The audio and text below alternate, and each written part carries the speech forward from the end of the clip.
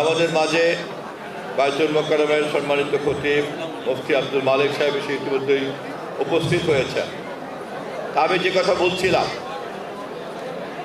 দেশে এইভাবে আমাদের ধর্মীয় এবং সামাজিক সম্প্রীতির পরিবেশকে নস্যাৎ করে দেওয়া হয়েছে। আমাদের দেশের অন্যান্য ধর্মের মানুষদেরকেও কৃত্রিমভাবে একটা সাম্প্রদায়িক বিরোধের মধ্যে জড়িত করার চক্রান্ত করা হয়েছিল। এমনও খবর পাওয়া গিয়েছে পরিকল্পিতভাবে নাটক করে বিভিন্ন ধর্মীয় প্রতিষ্ঠানে আক্রমণ করে ধর্মবিশ্বাসীদের মধ্যে বিরোধ তৈরি করার চেষ্টা করা হয়েছিল। অথচ আমরা যারা পবিত্র ধর্মে বিশ্বাস করি, তারা অন্য যে কোনো ধর্ম বিশ্বাসীর বিশ্বাসকেও সম্মান করি। হাজার বছর যাবৎ এই দেশে নানান ধর্ম নানান বর্ণের লোকরা আমরা শান্তিপূর্ণভাবে বাস করি। এর মধ্যে কোনো সংঘাত এবং বিরোধ তৈরি করার প্রশ্ন ছিল না। কিন্তু যারা ভোটারবিহীনভাবে গণবিচ্ছিন্নভাবে রাষ্ট্র ক্ষমতা দখল করেছিল এবং দখল করে থাকতে চেয়েছিল, তারা জনগণের মধ্যে বিভিন্ন কারণে বিভেদ তৈরি করত। তার মধ্যে একটা বড় কারণ হচ্ছে উপলক্ষ ধর্মীয় বিরোধ তৈরি করা, ধর্মীয় বিভাজন তৈরি করা। আজকের এই আয়োজক মাননীয় সংসদ সদস্য জাহাঙ্গীর সাহেব সহ আয়োজকদেরকে আমি ধন্যবাদ জানাই যে আপনারা পবিত্র রমজানে প্রতিযোগিতার আয়োজন করার মধ্য দিয়ে এই মাদ্রাসা ছাত্রদের মধ্যে যে প্রতিভা লুকিয়ে আছে এবং তাদের মধ্যে যে যুক্তিবোধ আপনারা তৈরি করেছেন, তা শেষ পর্যন্ত শুধু আমাদের ধর্মীয় চিন্তাকেই প্রসারিত করবে না, আমাদের একটি সামাজিক ভারসাম্য পরিবেশ দিবে। আমরা এমন এক সময় দেশে দায়িত্ব নিয়েছি যখন বিগত সরকারের লুট করে যাওয়া অর্থনীতির কারণে 30 লক্ষ কোটি টাকার একটা ঋণের বোঝা আমরা উত্তরাধিকার সূত্রে পেয়েছি। আমাদেরকে প্রতি বছর বৈদেশিক ঋণ শোধ করতে হবে $5 বিলিয়ন। আমাদের রপ্তানি আয় বছরে মাত্র $40 বিলিয়ন মতো। আমাদের রেমিটেন্সের ইনকাম 20 থেকে 21-22 বিলিয়ন। অথচ আমাদেরকে আমদানি করতে হয়, আমাদের অর্থনীতি আমদানি নির্ভর অর্থনীতি, এবং আমাদেরকে 60-70 বিলিয়নের আমদানি করতে হয়। ফলে আমাদের একটা ঘাটতি অর্থনীতি নিয়ে চলতে হয়, ঘাটতি বাজেট নিয়ে চলতে হয়, এবং অতীতের সরকারের লুটের কারণে আমাদেরকে এই লুটপাটের অর্থনীতির দায় দায়িত্ব জনগণকে বহন করতে হচ্ছে।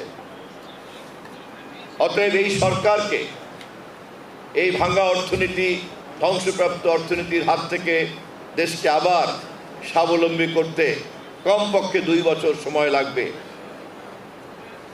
সেই কারণে আমাদের সমস্ত ভোটারদেরকে সজাগ করতে হবে, যাতে অর্থনৈতিক সংকট পুনরুদ্ধার করার এই জটিল সময়টাতে কেউ আমাদেরকে রাজনৈতিকভাবে বিভাজিত করতে না পারে।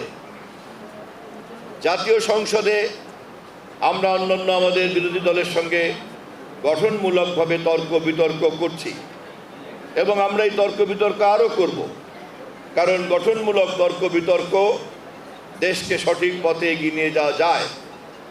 কিন্তু কোনোভাবেই আমাদের সংসদের গঠনমূলক তর্ক বিতর্ক এবং সমালোচনা তা যেন রাজপথে কেউ নিয়ে আসতে না পারে, এবং সেই অজুহাতে যাতে আবার রাজনৈতিক এবং সামাজিক বিশৃঙ্খলা তৈরি করতে না পারে, আপনারা সে ব্যাপারে সজাগ থাকবেন। আজকের এখানে যে জমায়েত, আমি মাননীয় এমপি মহোদয়কে বলবো এবং সম্মানিত আলেম ওলামাকে বলবো, আপনারা এই বিষয়ে সমস্ত অংশগ্রহণকারীকে সজাগ রাখবেন। আগামী 2 বছর আমরা যদি একটি শান্তিপূর্ণ সামাজিক পরিবেশ না রাখতে পারি, তাহলে ভাঙ্গা অর্থনীতিকে আমরা কিন্তু পুনরুদ্ধার করতে পারবো না। আমাদের যে শান্তিপূর্ণ দৈনন্দিন অর্থনৈতিক এবং সামাজিক ধর্মীয় জীবন তা কিন্তু আমরা অব্যাহত রাখতে পারবো না। অতএব প্রতিটি নাগরিককে আগামী দিনের বাংলাদেশের সামাজিক স্থিতিশীলতাকে নিশ্চিত করতে হবে, পাহারা দিতে হবে। তাহলেই কেবলমাত্র আমরা এই ধ্বংস করে দেওয়া যে আওয়ামী লীগের অর্থনীতি সেটাকে আবার আমরা ঘুরিয়ে আনতে পারব। আমরা যারা ক্যাবিনেটে বসি, দেশে নীতি নির্ধারণের নিয়ে কথা বলি, হিসাব তুলতে গেলেই আমাদের সকলের মাথার খারাপ হয়ে যায়। এত ঘাটতি, এত টাকা কোথায় পাওয়া যাবে? আসমান থেকে তো টাকা আসবে না। অতএব আগামী দিনের রাজনীতিতে সামাজিক স্থিতিশীলতা একটি গুরুত্বপূর্ণ বিষয়, এবং সেই ক্ষেত্রে আপনারা যারা ধর্মীয় মূল্যবোধ চর্চা করেন আপনারা হতে পারেন গুরুত্বপূর্ণ সহযোগী। এবং আমি বিশ্বাস করি এই ধরনের মাহে রমজানের প্রতিযোগিতার আয়োজনকে আপনারা শেষ পর্যন্ত সামাজিক স্থিতিশীলতার উপাদানে পরিণত করবেন। আমি বিশেষ করে এমপি সাহেবের নেতৃত্বে আপনারা যেখানে জড়ো হয়েছেন, আপনারা এই সহযোগিতা যাতে সবসময় অব্যাহত রাখেন সেই আহ্বান রাখি, এবং আমাকে আপনারা যখনই ডাকবেন আপনারা তখনই আমাকে পাবেন এই আশ্বাস ব্যক্ত করে আজকের এই অনুষ্ঠানের উদ্বোধনী ঘোষণা করছি সর্বশক্তিমান আল্লাহর নামে।